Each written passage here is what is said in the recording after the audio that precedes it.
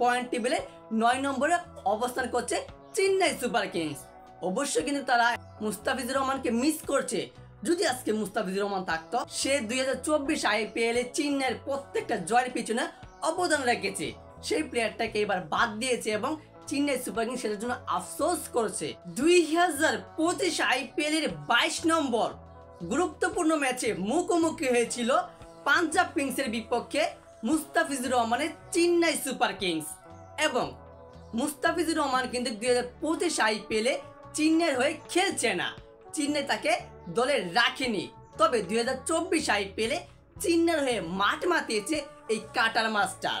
আর সবচেয়ে বড় main point হচ্ছে মুস্তাফিজুর রহমানকে 2025 IPL এ চেন্নাই না রাখায় চেন্নাই স্কোয়াডের প্রত্যেকটা সদস্য মুস্তাফিজুর রহমানকে মিস করছে, মুস্তাফিজুর রহমানের স্লোয়ার কাটারকে মিস করছে এবং সেটার প্রভাব পড়েছে সেই দলে। কারণ আজকের ম্যাচে আপনারা খেয়াল করেন, পাঞ্জাবের প্রত্যেকটা ব্যাটার এবং কি চেন্নাইয়ের প্রত্যেকটা বলারকে একদম পিটিয়ে তারা রানের পাহাড় করেছে। 20/219 রান সংগ্রহ করেছে, যেখানে চেন্নাইয়ের নিয়মিত বলার এবং সবচেয়ে ভরসা পেস এটাকে বলার শ্রীলঙ্কার মাতিসা পাতিরানা, সে আজকে পুরোপুরি 4 ওভার বোলিং করে একদম 52 রান খরচ করেছে, কোনো উইকেটের দেখা পায়নি, যার সবচেয়ে ভরসা। যদি আজকের স্কোয়াডে আজকের ম্যাচে চেন্নাইয়ের হয়ে মুস্তাফিজুর রহমান থাকতো, তাহলে কিন্তু ম্যাচটা জয় অবশ্যই চেন্নাই সুপার কিংসের হয়ে যেত। কেননা তারা 201 রান সংগ্রহ করেছে, পরবর্তীতে 220 রান টার্গেটে ব্যাটিং করতে নেমে।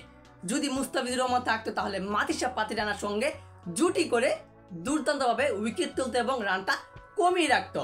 যেরকম 2024 IPL এ এই চেন্নাই হয়ে মুস্তাফিজুর রহমান দুর্দান্ত পারফরমেন্স করেছে এবং চেন্নাই নিয়মিত বলার মাতিসা পাতিরানা এবং IPL এর সবচেয়ে দামি ক্রিকেটার অস্ট্রেলিয়ার মিচেল স্টার্ক, তারপর ইন্ডিয়ার সবচেয়ে বড় একজন বলার জাসপ্রীত বুমরার সাথে টক্কর দিয়ে পার্পল ক্যাপের হোল্ডার হয়েছে, অধিকারী হয়েছে, 9 ম্যাচে 14টি উইকেট শিকার করেছে। সেই প্লেয়ারটাকেই চেন্নাই সুপার কিংস দলে রাখেনি এবং সেটার প্রভাব অলরেডি তাদের দলে পড়ে গিয়েছে।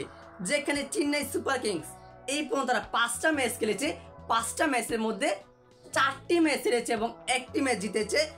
যেখানে তারা তাদের প্রথম ম্যাচে মুম্বাই ইন্ডিয়ান্সের বিপক্ষে 4 উইকেটের জয় পেয়েছে এবং দ্বিতীয় ম্যাচে রয়্যাল চ্যালেঞ্জার ব্যাঙ্গালোরের বিপক্ষে 50 রানে হেরেছে।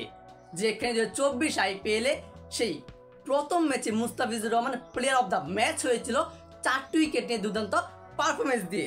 তারপর রাজস্থানের বিপক্ষে 6 রানে হেরেছে, দিল্লির বিপক্ষে 25 রানে হেরেছে, আর আজকে পাঞ্জাবের বিপক্ষে 18 রানে হেরেছে এবং পয়েন্ট টেবিলে 9 নম্বরে অবস্থান করছে চেন্নাই সুপার কিংস। অবশ্যই কিন্তু তারা এবং মুস্তাফিজুর রহমানকে মিস করছে। যদি আজকে মুস্তাফিজুর রহমান থাকতো তাহলে অবশ্যই কিন্তু সে 2024 IPL এ চেন্নাইয়ের প্রত্যেকটা জয়ের পিছনে অবদান রেখেছে। সেই প্লেয়ারটাকে এবার বাদ দিয়েছে এবং চেন্নাই সুপার কিংস সেটার জন্য আফসোস করছে। এখন কিন্তু মুস্তাফিজুর রহমানকে তারা দলে নিতে পারবে না, নিতে পারতেও পারে, এটা পরবর্তীতে সিদ্ধান্ত হবে এবং এটা অন্য বিষয়ের কথা। সো দর্শক, এই বিষয়ে আপনার গুরুত্বপূর্ণ মতামতটি জানিয়ে দিবেন কমেন্ট বক্সে।